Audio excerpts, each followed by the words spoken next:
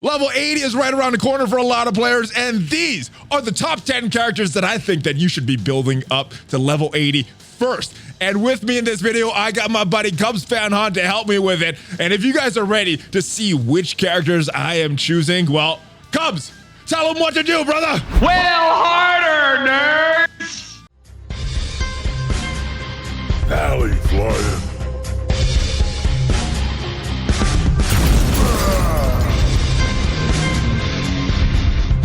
What is up, Valley Maniacs? I am ValleyFlyin. Welcome back to the ValleyFlyin channel. I hope you're having a great day, and I hope you're ready to build up some tunes to level 80, guys. It's right around the corner for a lot of players, and you're getting a big stat boost once you build your characters to level 80.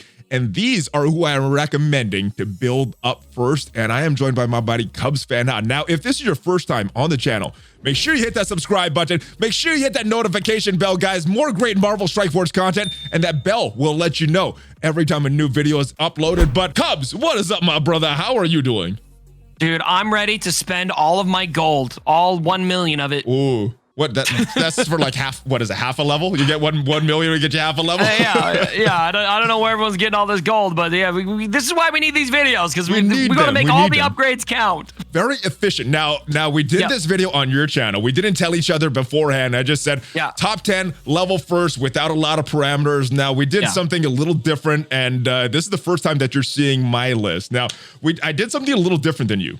Now, what I did, I know I'm going to upgrade Black Order first. I know I'm going to upgrade Symbiotes first. So they are not on this top 10 list because Black Order is my arena team, Symbiotes are my raid team, and yeah, so they're getting upgraded first. But these are the next few tunes because I think Black Order and Symbiotes are no-brainers. But without further ado, guys, let's go. And this is in no particular order except for my collection power on my roster right now. So let's go. Boom. First character. Black Bolt. Now, I know you excluded him from your list because he's like a no-brainer, but he is a part of my number one backup raid team when my symbiotes can't really handle the node on the nodes with a lot of hero controllers.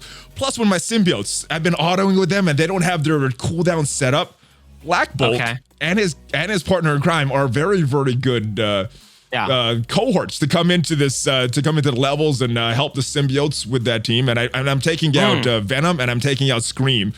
Black Bolt is one of the characters that comes in to work on that hybrid symbiote. What are your thoughts on building up Black Bolt first? And I know you excluded him from your list because you like him.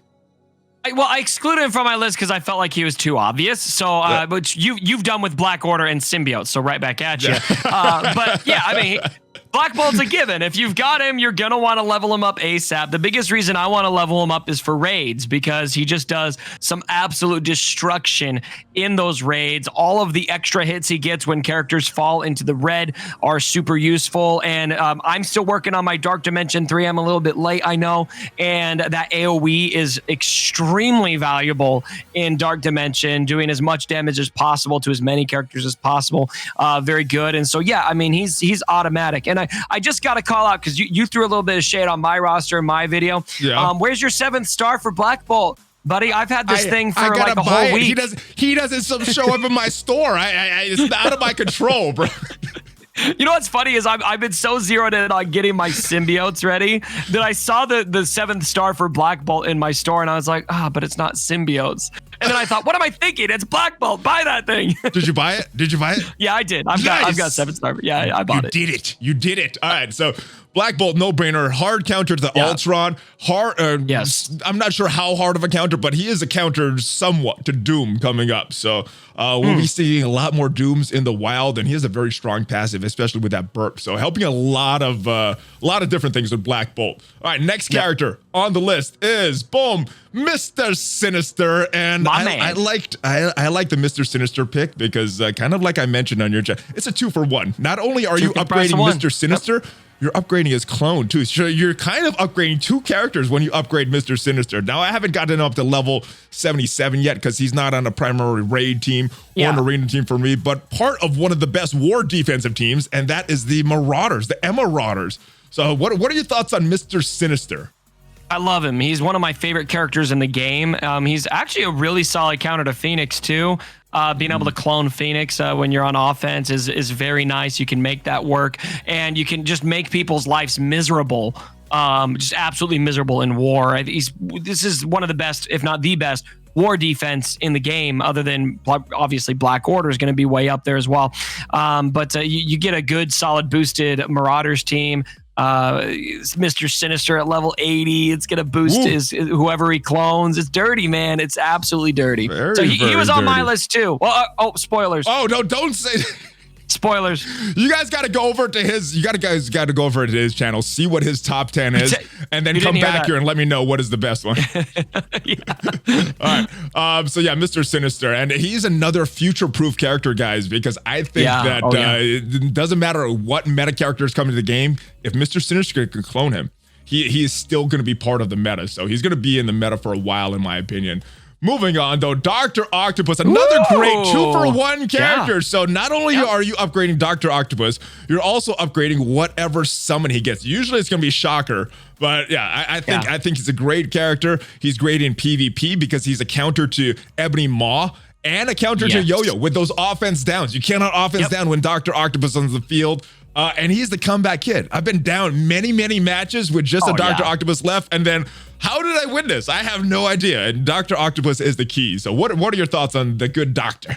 See, I have the opposite happen to me recently, where I'm in war and I'm going against a Sinister 6 team, and I thought, I know what to do with Sinister 6, and I forgot that Doc Ock was in there, and Sinister 6 is not what they used to be, and I cleared everyone no problem, and Doc Ock 1v5'd me, and so he's really good, and I think you see a common theme in your list and mine.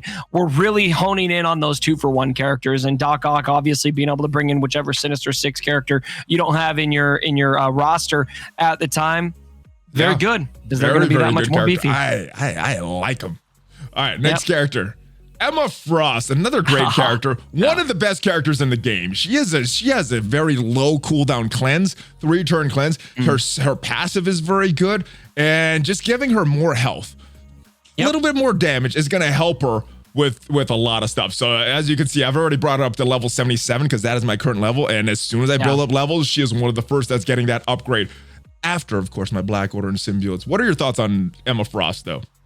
I hate her. I absolutely hate her because I see her all the time in war, and she just is so hard to get through, which means I love her for this list. Even though I hate her as a character, she's just so annoying when to she's get on the enemies. Love her when she's on your team. Yeah, especially when she's in diamond form. I mean, when she's got the high red stars. And so, yeah, she's kind of a no-brainer if you get off on Marauders on defense.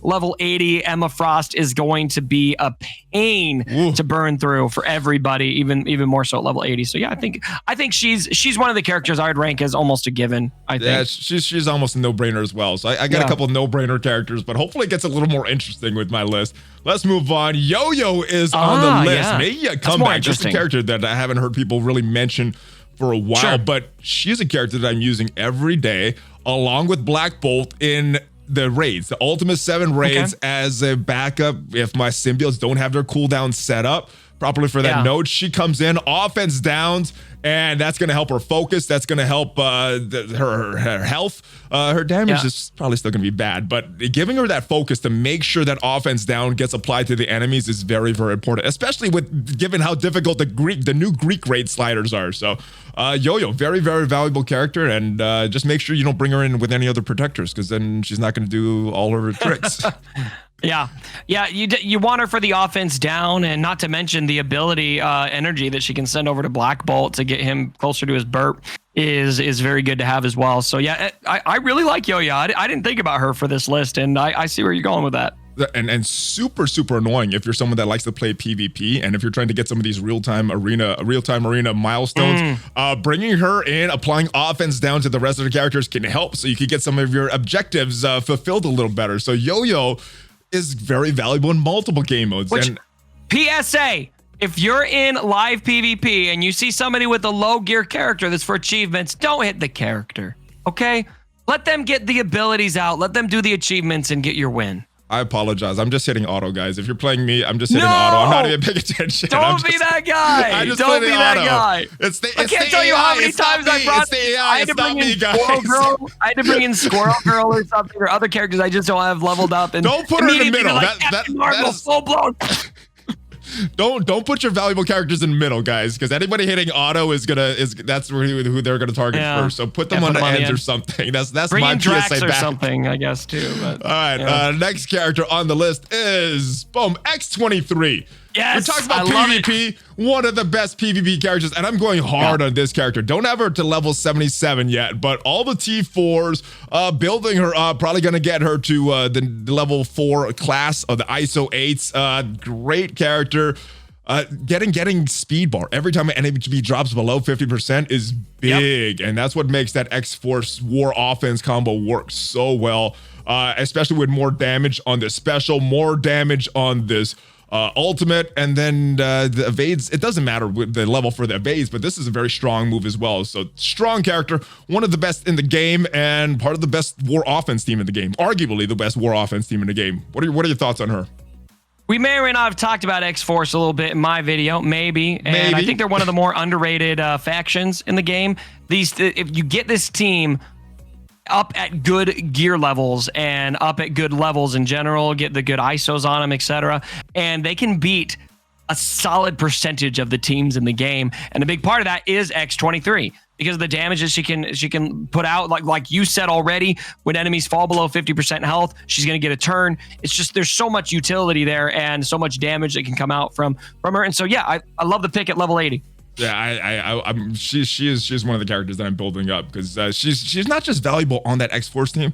She's valuable outside of that team as well, especially in PvP and real-time arena because, very, very deadly combos with X23. Speed is the name of the game in PvP, and she gets a lot of it, especially if you're dropping enemies below 50% health. Moving on, though. Speed matters in turn-based combat. It does.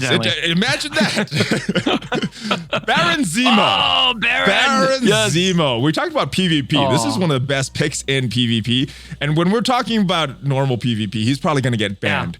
But in real-time arena, this is a great pick. So I'm building him up just for that mode. Plus, he's a one-man army in war. I mean, you could put 4 crappy characters, and he can take out some pretty high-level teams just on his own. Very, very strong passive with that big AoE attack with an opening move. He has an ability block.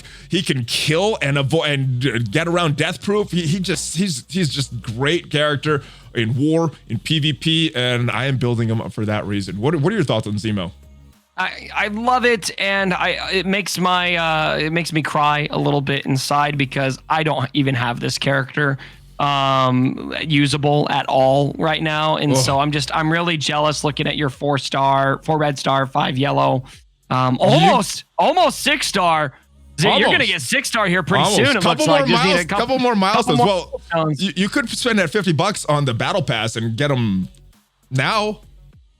Or not. All right. The battle pass is good for people who are ready to grind in live PvP. That's for sure. But I've been doing that. I don't know. I've been doing the value's there if you've been doing it. It sounds like you have. So yeah. But I don't know. He's a great character, and every time I see him, it's one of those characters I see him in all the time. I'm thinking, why am I not farming him?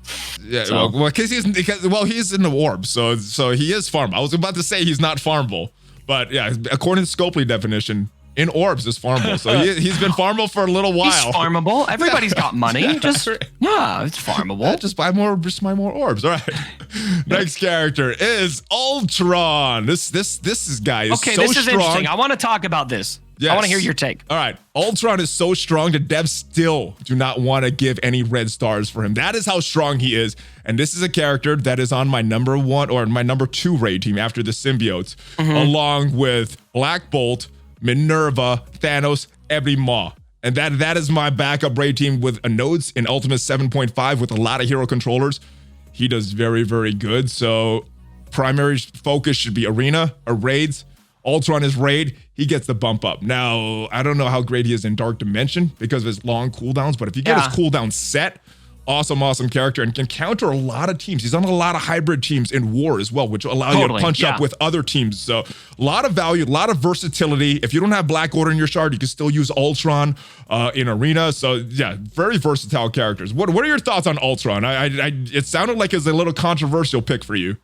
Well, no, I wanted to get your take on something with Ultron that I was thinking. Kind of one of the reasons I didn't include him on my list is his summons don't really. I don't know how much are they even going to benefit from that boost. I mean, they draw from his stats, right? But they're almost one shot by any strong character, and so I don't know if you really get the benefit there. But everywhere else, I mean, Ultron is his use is indisputable. I mean, Dispel on basic, the 6 damage on his ultimate, and what all his summons add, of course. So is utilities there? I'm just wondering if you're thinking about the summons at all here, or if you expect them to get better. They're gonna get that health boost. They're gonna get a little damage boost, but I'm not bringing the summons because they're great. I'm bringing the summons to really feed Ultron, and that's what they do there. Sure. So Okay. His summons will get a little slight boost as well, but that's not why I'm upgrading it. I'm upgrading Ultron for Ultron. When are they going to bring us red stars for this guy? I mean, there's no way he's that much better than, he's not better than Doom, right? I think a 7 red star Ultron is better than a 7 red. Well, I don't know, maybe. But 7 red Ultron would be overpowered in the game right now. That's why he doesn't have any stuff. He's still one of the best characters in the game with 0 red stars. At 78k power, still dominating in a lot of game modes. True. So that's how good he is. All right. Next mode, though, MINN-ERVA. I mentioned that she was a part of my #1 raid team or my #2 raid team, and she's not going to get a lot of damage. Her health is going to help her to survive a little longer, which means that she could possibly revive somebody that she wouldn't have been able to. She's not going to get one-shotted as easily in that node, and that does happen sometimes, and I got to reset the whole node. So building her up is just going to help her survive a little bit longer, and yeah, that's it. I want her to survive. I don't want her to get one-shot anymore, so I need that health. I'm building her up to level 80 as one of my top characters. What are your thoughts on MINN-ERVA? How much are you using her right now? Exactly, and I'm using her as a backup raid team. Symbiotes are my primary upfront U7.5 team, but MINN-ERVA having that revive is huge, and she's also great. The place I get the most use out of MINN-ERVA right now is Dark Dimension. Okay. Obviously, she's got that percentage AOE reduction in reduction in health, which is huge in Dark Dimension. But then also pair her with Hela, and you can get some dual Greg action going on with that revive. But if she dies too soon, you don't get that. And so having that health boost is big there. And so I'd say this is a really good character, especially if you're still working through your first or second run of Dark Dimension 3. Yeah, I almost forgot about that multiple Greg strategy outside of war. Yeah, multiple Greg, baby. If Hela dies, Greg is still on the field. You revive Hela, you're getting another Greg. And if you're in a long battle, could do that multiple times. You're getting a lot of turn meter and a lot of healing for that Hela if you can get that to happen. So I blew through almost 3/4 of a node with that once on Dark Dimension 3 just because Hela got so juiced up that they just couldn't do anything. Yeah, it was beautiful. And it's all because of MINN-ERVA, guys. So one of the best characters in the game. Still, even with these 3 red stars, still a very good character. Very good. All right, and next and last on the list, but not least, it is NEGASONIC. Now, the part of that duo, the X-Force duo, #1 war offense, #1 or 2 war offense team in the game right now is the X-Force. And a lot of it has to do with that opening move for NEGASONIC. Now, normally I want to build up characters that are versatile, that I'm using a lot, but I think her value on that war offense team for X-Force is so important, especially with that big AoE having more and more damage. As you can see, I didn't get her up to all level 4, but I put that 4th piece of damage gear into her because her damage is important. So I want to get that up as soon as possible. And she is the character that I'm building up after a few of my Black Order and Symbiotes and a few other characters on this list. NEGASONIC's getting up to level 80 right after that, just for that X-Force team. That's how much. That's how strong I think this X-Force team is in war, and it's based on her and X-23. You don't even need a strong Cable, Deadpool, or Domino for that team to rock. It's those 2 alone. Yep. We may or may not have had a similar conversation in my video. Definitely be sure to come check that out. But NEGASONIC that AoE is so good, dude. And you can often get characters below 50% with it and immediately get that turn over to X-23. So good. especially if you're looking at the team and they're not balanced and there's one character that's just a little lower than the rest of the team, like, oh, that's the one that X23 is going after, because Negasonic is bringing that character down below 50% health and getting the whole ball rolling. And if she can't get a character below 50%, then that team does not work as good. So her opening move is so important. That's why I'm building her up. And that is it, brother. What is your thoughts on my list? What are your thoughts on that top 10?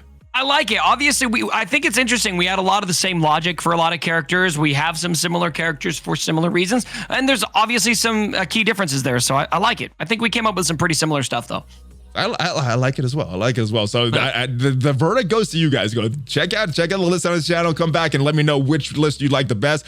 Cubs, before you go, let everybody know where they can find you, my brother. YouTube.com/CubsFan Han, Twitch.tv/CubsFan Han. I'm sure you'll drop some links down below. Come check it out. We're doing good stuff. We play on Twitch every day. We do start with Star Wars Galaxy of Heroes, but then about an hour or two into my stream, we always switch over to Marvel Strike Force. You guys will find me doing Marvel Strike Force every single day on Twitch. Nice. So you can see him doing his PvP and his Blitz and all that stuff and upgrading his characters, guys. So thank you once again, Cubs. Always a pleasure to have a conversation with you and have you on the channel. Man. And I like being on your channel as well. So guys, make sure you check out some of my other videos, subscribe to all that good stuff. Check out some of the links to the sponsors down below. And I will see you guys next time. Before you go, Cubs, give me a fist bump. Where's that fist? Boom! There it is. Oh, Cubs and ValleyFlyin.